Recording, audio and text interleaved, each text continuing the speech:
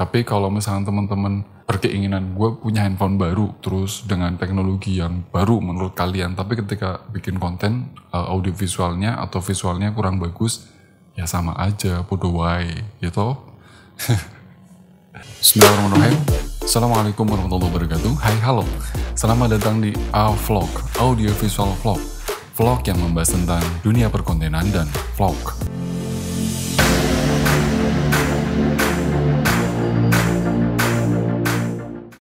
Di sesi kali ini, atau di vlog kali ini, saya mau bahas tentang spek handphone antara Android dengan iPhone. Ujungnya nanti ada rekomendasi pilih iPhone atau pakai Android ketika kamu bikin konten, ya kan?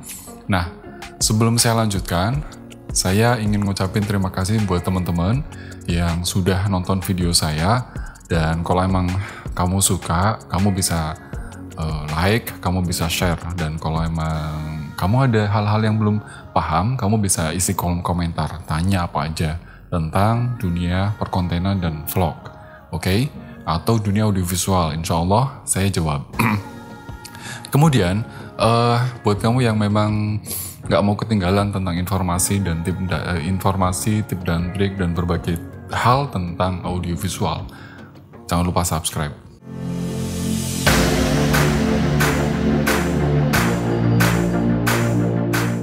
Ketika konten, itu sebaiknya menggunakan handphone Android atau menggunakan handphone iPhone.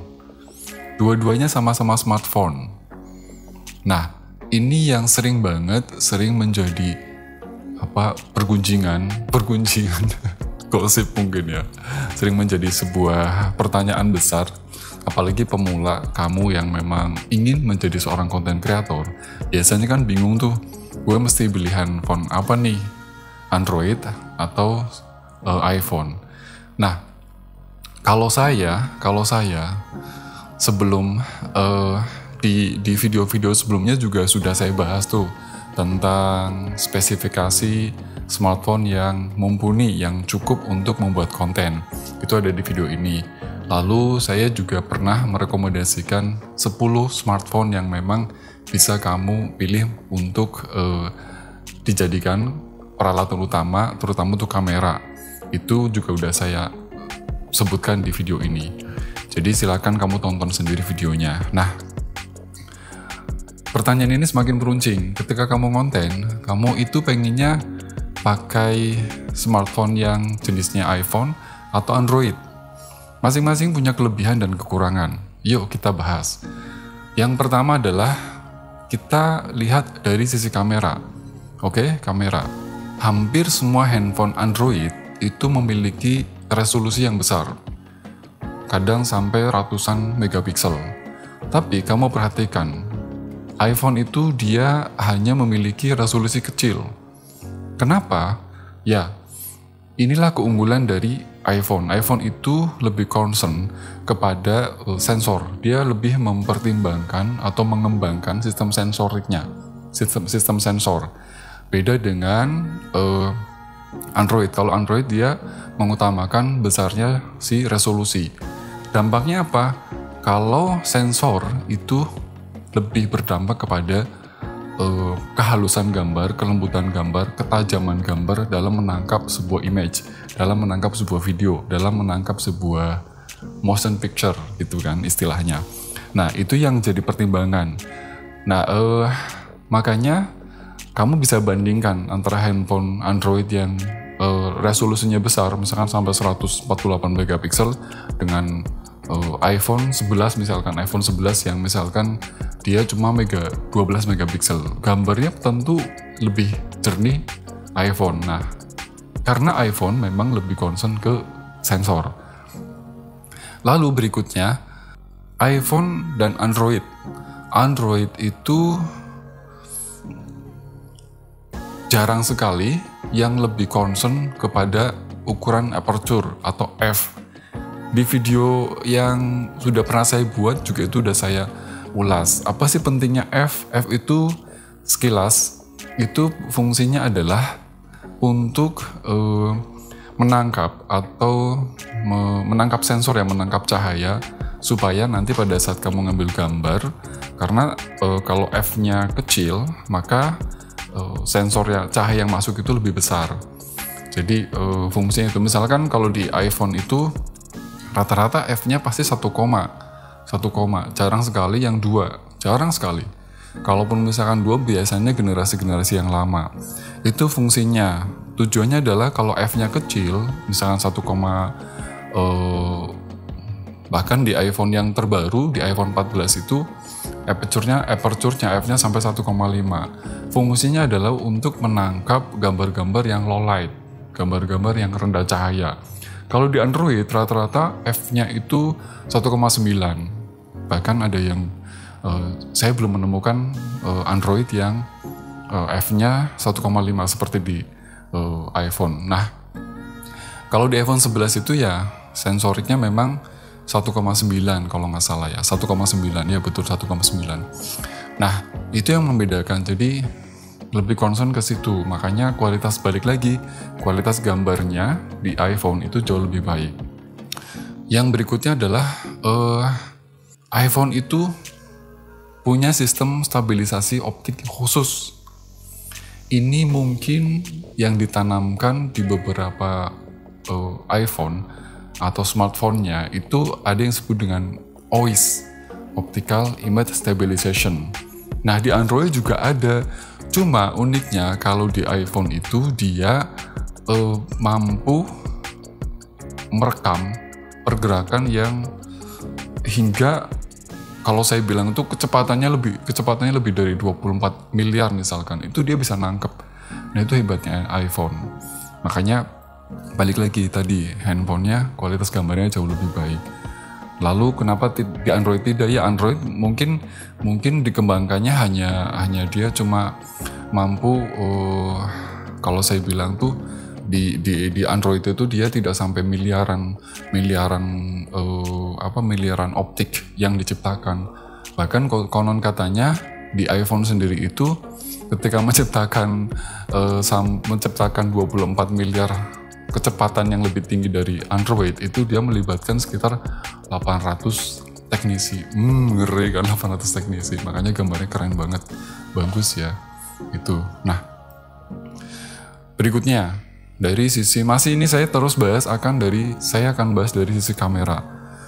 Sebelum nanti saya bahas sisi visual, audio maksud saya. Ini saya mau dari sisi kamera. Lalu iPhone itu memiliki flash yang lebih canggih. Wah, kenapa sih? Ya, jadi LED yang diciptakan di iPhone itu formatnya lebih True Tone. Ya, True Tone. Jadi True Tone. Jadi dia lebih ya tone yang benar gitu. Kalau misalnya kamu nanti belajar dalam audiovisual, dalam seni visual itu ada disebut dengan tone. Tone itu tone ya tone lah maksudnya ukuran color. Nah, flashnya si iPhone itu dia sudah True Tone. Jadi mendekati cahaya sesungguhnya. Itu makanya dia bisa mempunyai atau bisa menghasilkan 1000 macam variasi warna. Nah, itu hebatnya di flashnya di iPhone, beda dengan flash di Android. Flash Android itu dia gitu-gitu saja, hanya satu jenis saja. Kemudian dari sisi kita lihat dari sisi keawetan atau jangka panjang. Nah, ini yang membuat kenapa harga iPhone sampai detik ini meskipun second itu harganya masih tinggi. Karena memang dia punya kalau saya bilang sih sebetulnya lebih cenderung awet ya. Lebih cenderung awet gitu. Makanya banyak yang memilih udah beli iPhone aja daripada Android. Seperti itu. Nah, ini yang menjadi pertimbangan teman-teman kenapa pilih iPhone atau pilih Android. Kesimpulannya adalah tadi, hal-hal yang saya jelaskan itu menjadikan teman-teman untuk jadi pertimbangan bahwa udah gue mending beli smartphone daripada mendingan lu beli iPhone daripada Android. Kita lihat misalkan saya mau coba komparasi dari sisi harga. Second ya, misalkan gini, saya bandingin harga antara Samsung yang terbaru. Saya harus bandingkan satu merek handphone dulu. Nanti di sesi berikutnya, di video berikutnya akan saya bandingkan iPhone dengan versus seri yang lain. Sementara ini saya bandingkan dulu dengan Samsung yang menurut saya Samsung ini bisa dibilang sangat cepat ya dalam mengadaptasi teknologi. Nah, Samsung yang terbaru itu Galaxy A54. Ini diluncurkan di bulan Maret tahun 2023. Tahun 2023. Saya bandingkan dengan Apple atau iPhone 11. Harganya ya, harga second aja atau harga terbarunya malah iPhone 11 itu model harga terbarunya iPhone 11 itu 7 juta sekian. Kalau versi Galaxy Samsung A54 itu 5 juta sekian. Tapi teman-teman, kalau menurut saya sih kalau emang nggak bisa beli baru iPhone 11 baru, beli yang second aja. Yang second itu kalau nggak salah kisarannya juga sama seperti Galaxy A54. Terus kan protes kan, wah gue dapet handphone bekas dong. Iya, nggak masalah. Yang paling penting adalah kalau kamu beli iPhone, contoh gini, kamu beli iPhone 11, itu long term, jadi masih bisa dipakai kapan, masih bisa dipakai 5 tahun kemudian. Tapi kalau kamu pakai Samsung Galaxy A54, ada kemungkinan tahun depan udah A55, A57 udah kelewat, dan teknologinya selalu menurut saya pelit. Jadi nggak explore, dikurang, maksudnya tidak langsung enggak gitu. Kalaupun mau beli yang mahal sekalian ya berarti Samsung Galaxy seri S jangan seri A gitu kan. Gitu. Nah, itu salah satu contoh kenapa saya sendiri juga memang sudah sejak 4 tahun ini saya sudah bermigrasi ke menggunakan iPhone, tidak lagi menggunakan Android, smartphone Samsung atau merek-merek lain. Itu Android itu biasanya saya hanya kebutuhannya untuk komunikasi atau untuk eksplorasi yang sifatnya ya eksperimen. Tapi kalau untuk pengambilan gambar, saya percayakan kepada iPhone. Tanya lagi nih, aduh kan mahal harganya. Ya betul harganya. Tadi saya bilang kalau teman-teman mau gengsi, mau menurunkan gengsi, maksudnya gini, kalau teman-teman belinya berdasarkan fungsi untuk bikin konten yang baik, yang bagus, saran saya iPhone. Tapi kalau misalnya teman-teman masih berkeinginan gue punya handphone baru, terus dengan teknologi yang baru menurut kalian, tapi ketika bikin konten audiovisualnya atau visualnya kurang bagus, ya sama aja, bodoh wae, gitu. Ya, saya kira itu yang bisa saya bahas. Jadi kesimpulannya adalah tetap untuk pengambilan gambar menggunakan iPhone. Ada beberapa contoh gambar yang nanti saya putar. Terima kasih teman-teman sudah mau nonton video ini, dan kalau kamu suka dengan video ini, kamu bisa like, kamu bisa share. Dan kalau memang belum paham atau belum mengerti, atau memang ada hal yang ingin ditanyakan, silahkan isi kolom komentar.